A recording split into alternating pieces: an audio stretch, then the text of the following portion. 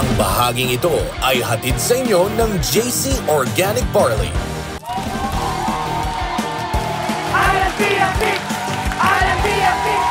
Kami nagbabalik po dito sa Kaitanan Action with BA Alan Pia Pic. You know the rules. Handa na ba kayo manalo ng 10,000 pesos? Yes! In 3, 2, 1, go! Alan Pia Pic! Alan Pia Pic! Alan Pia Pic! Alan Pia Pic! Alan Pia Pic! Dito muna. Dali lang, ha? Dito muna. Kung sino ang mananalo ay makakalaban ni Ate Pia. Okay? Alan Pia Pic! Dali lang. Diyan ka lang, nanay. Diyan ka lang muna, ha? Dali lang. Kayo naman. Kayo naman. Dito. Alan Pia Pic!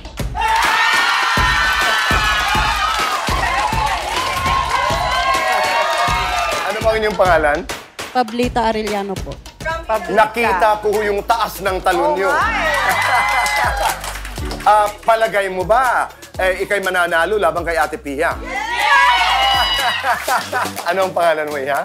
Cindy po. Handa ka naman manalo ng 10,000 pesos. Yes po! Si Kuya Alan, napakahusay maglaro ng Alan Pia Pic. Kakayanin mo ba? Kakayanin po. Si Ate Pia muna.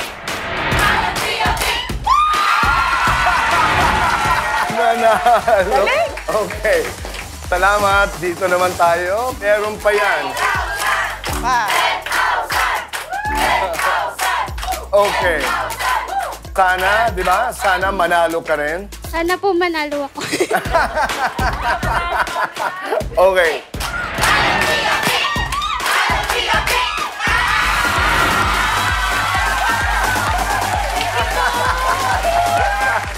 Kuya Alan, meron pa dito. Ano naisip mo nung nag-tie tayong... Nag-isip ka pa o nag-strategize ka pa? O Hinayaan ko lang po yung kamay ko. hayaan ko na rin kamay kung iabot ko sa... Maraming salamat. Thank you very much. Thank you. Salamat po. Maraming salamat.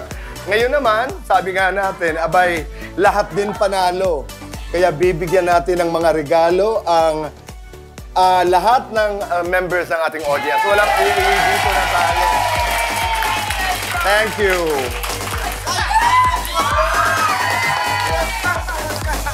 Congratulations. Thank you very much. Bihira mangyari yun, ha? Pareho nanalo. Oh. Gusto ko naman si Cindy. May strategy ka ba? Hindi, nayaan ko na lang ang kamay ko. Nakakatuwa. Maraming salamat. Nais ko lamang po magpasalamat sa ating mga kababayan sa inyong suporta po sa Kaitanan Action with Boy Abunda. Dahil sa napakagandang ratings na inyong ibinibigay po sa amin. Tuwing linggo po ng gabi, mabuhay po kayong lahat at maraming salamat. Natutunan ko ngayong gabi, isa sa pinakapangit na value yan. Ngayong wala kang pakialam. Diba? So tignan mo sa salamat. Di niya ka-ano-ano. Diba? Nakita niya kailangan ng tulong, pinakialaman niya, she saved a life. Now she's saving many lives. Tignan niyo si Rosalie, nanay niya gusto niya i-please, anak niya gusto niyang buhay ng maayos, pero dahil walang pakialam, yung ilan administrators ng eskwelahan, di nila makuha diploma nila. Tapos si teacher naman, si Teacher Elena, di ba?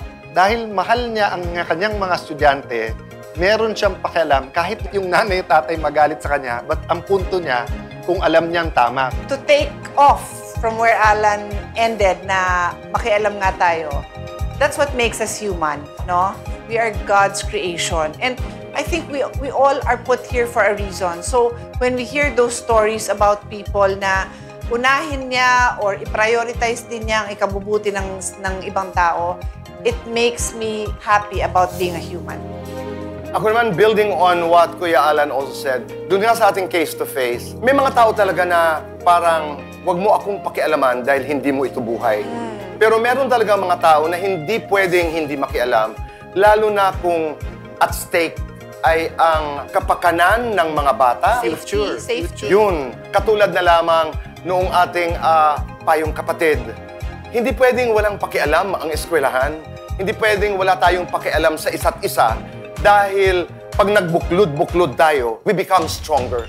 Balikan ko lamang si Catherine, ang sarap na wala siyang pakialam kung hindi ako bilyonaryo dahil hindi requirement yun para magserbisyo sa kapwa. Maraming salamat po sa inyo. As my father, the late Compañero Rene Cayetano would always say, huwag magpapi, alamin ang batas. Kung may legal na kaalaman, mas mailalaban ang ating karapatan.